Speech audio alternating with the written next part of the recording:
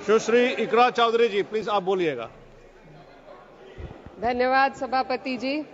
मैं सबसे पहले दाद देना चाहती हूँ इस बिल के टाइमिंग की कि अभी ईद की रौनक बुझी भी नहीं थी और हमारी जड़ों पर एक नया फरमान लाया गया। पहले उत्तर प्रदेश में मुसलमानों को नमाज पढ़ने पर रोक लगाई और फिर सौगात में ये बिल लाया गया। निसार में तेरी गलियों पे है वतन, जहाँ चली है रिवाजो गैर कि कोई ना सर उठाकर चल सके। मैं सभापति जी आपको ये बताना चाहती हूँ कि ईद के मौके पर एक विधवा महिला अपनी लड़की के साथ मेरे पास आई और उसने बताया कि वह एक वक्फ की प्रॉपर्टी में रहती है, वही उसके सर पर छत का काम भी करती है और उसकी रोजी रोटी भी वहीं से आती है। वो इस बिल को लेकर इतनी फिक्रमंद थी कि कहीं उससे वो उसकी संपत्ति ना छीन ली जाए। वो अकेली एक ऐसी महिला नहीं है, ऐसे लाखों लोग हैं जो वक्फ की गरीब महिलाएं जो वक्फ की संपत्ति से अपना रोजगार चला रहे हैं। और ये जो वक्फ बाय यूजर क्लॉज के हटाने से लाखों वक्फ की जायदाद अपना स्टेटस खो देंगी और लाखों लोग इसी तरीके के लोग सड़कों पर आ जाएंगे। वक्फ क्या है? वक्फ बाय यूजर क्या है? इसका ये मतलब है कि कोई जायदाद अगर सालों से दीन और भलाई के कामों के लिए इस्तेमाल हो रही हो तो वो खुद ब खुद वक्फ मानी जाएगी। हिंदुस्तान की अदालतों ने भी इस बात को तस्लीम किया है। वक्फ बाय यूजर सिर्फ वक्फ बोर्ड को ही मिली कोई खास सौगात नहीं है, ये बल्कि सभी अन्य धार्मिक ट्रस्टों को परंपरा और यूज के आधार पर बिना किसी डॉक्यूमेंटेशन के धार्मिक चरित्र को डिक्लेयर करने का राइट मिला हुआ है। भारत के संविधान के आर्टिकल 13 क्लॉज 3 में कस्टम और यूसेज को कानूनी वैधानिकता प्रदान करता है। इसी आर्टिकल से वक्फ बाय यूजर भी निकला गया है। इस बिल के कानून बनने पर वक्फ बोर्ड तो इस प्रोविजन से हाथ धो बैठेगा, लेकिन अन्य धार्मिक ट्रस्टों को यह सुविधा जारी रहेगी। इससे भारतीय संविधान के आर्टिकल 14 और 15 का सीधा उल्लंघन है, जो धर्म और जाति के आधार पर भेदभाव और कानून के सामने सभी की बराबरी पर जोर देता है। मैं इसके साथ ये भी कहना चाहती हूँ कि सत्ता के लोग जो एक दूसरे की पीठ थपथपा रहे हैं कि वक्फ बाय यूजर का जो अमेंडमेंट इन्होंने दिया उसको एक्सेप्ट कर लिया गया है, लेकिन इनकी शरारत यह है कि उसके साथ ही एक ऐसा प्रोवाइजो इसमें शामिल किया गया जिसके आधार पर यह कहा गया है कि अगर कोई भी वक्फ की संपत्ति विवादित हो तो वो अपना वक्फ स्टेटस खो देगी। तो जो अमेंडमेंट इन्होंने दिया है जिसको एक्सेप्ट कर लिया गया है उसका कोई मतलब नहीं है, ये इनकी नीयत है जो साफ जाहिर हो रही है। सोने पर सुहागा एक काम और किया है, सरकार ने वक्फ की कानून के सेक्शन 107 को हटाकर लिमिटेशन एक्ट में 12 साल तक ही किसी के खिलाफ अदालत में जाने का प्रोविजन है। सेक्शन 107 में बोर्ड को लिमिटेशन एक्ट से राहत मिली हुई थी। वक्फ बोर्ड कभी भी अवैध कब्जाधारियों के खिलाफ अदालत जा सकता था।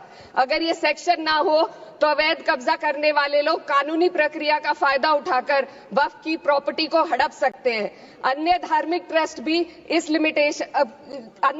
ट्रस्टों पर भी ये लिमिटेशन एक्ट लागू नहीं होती, तो फिर वक्फ बोर्ड के साथ ये सौतेला रवैया क्यों किया जा रहा है? धर्म को देखकर दोहरी नीति क्यों अपनाई जा रही है? सेक्शन 107 और वक्फ बाय यूजर को अगर एक साथ पढ़ा जाए तो इससे लाखों वक्फ की प्रॉपर्टी पर कब्जा किया जाएगा। इसलिए ये बिल मुसलमान की भलाई का नहीं बल्कि उनके वजूद और विरासत को मिटाने का बिल है।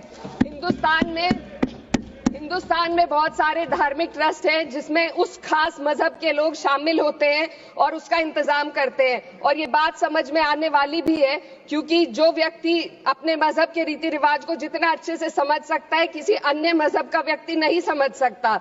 आर्टिकल 26 क्लॉज 2 के तहत धार्मिक संप्रदायों को अपने मजहबी इदारों के एडमिनिस्ट्रेशन का हक देता है, लेकिन वक्फ बोर्ड के बारे में इसको उल्टा किया जा रहा है। Sir please 2 minutes.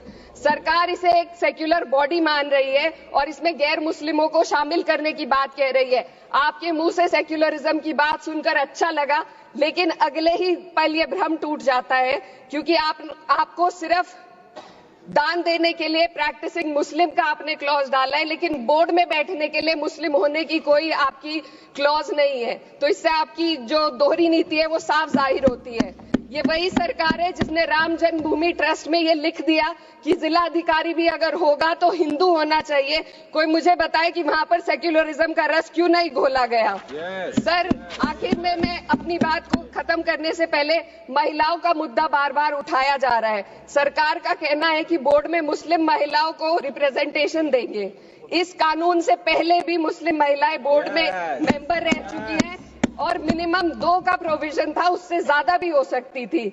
सर, मैं ये कहना चाहती हूँ कि सरकार ने महिलाओं के लिए ऐसा कौन सा नया काम किया जिसका ढिंडोरा सरकार का हर सदस्य पीट रहा है। इस बात की तायद अगर आपकी तरफ से कोई मुस्लिम महिला करती तो हम उसका यकीन भी करते, लेकिन अफसोस आपकी इतनी लंबी कतार में एक भी मुस्लिम महिला नजर नहीं आती है। सर, मैं खुद एक मुस्लिम महिला हूँ, मैं सिर्फ एक सर मैं माइनॉरिटी महिला हूँ। इस सदन में हम सिर्फ 2 महिलाएं हैं और उस नाते से मैं ये बात कहना चाहती हूँ कि इस बिल के माध्यम से मुस्लिम महिलाओं को कुछ नहीं मिल रहा है। ये हमें कुछ नहीं देना चाहते, सिर्फ टोकनिज्म हमारे नाम पर बनाकर एक नैरेटिव मीडिया में चलाना चाहते हैं। तो ये बिल मुसलमान की भलाई का नहीं, उनकी पहचान को मिटाने का है। सर, अंत में मैं बस यही कहना चाहती हूँ कि कागजों की कैद में बस नाम रह जाएंगे, वो जो हमारे थे सिर्फ दावे में रह जाएंगे। इस बिल के द्वारा मीठी ईद के जायके को कड़वा करना यही असली सौगाते मोदी था। बहुत बहुत हमसे जुड़े रहने के लिए हमारे YouTube चैनल को सब्सक्राइब करें और नई वीडियो की नोटिफिकेशन के लिए बेल आइकॉन को दबाएं।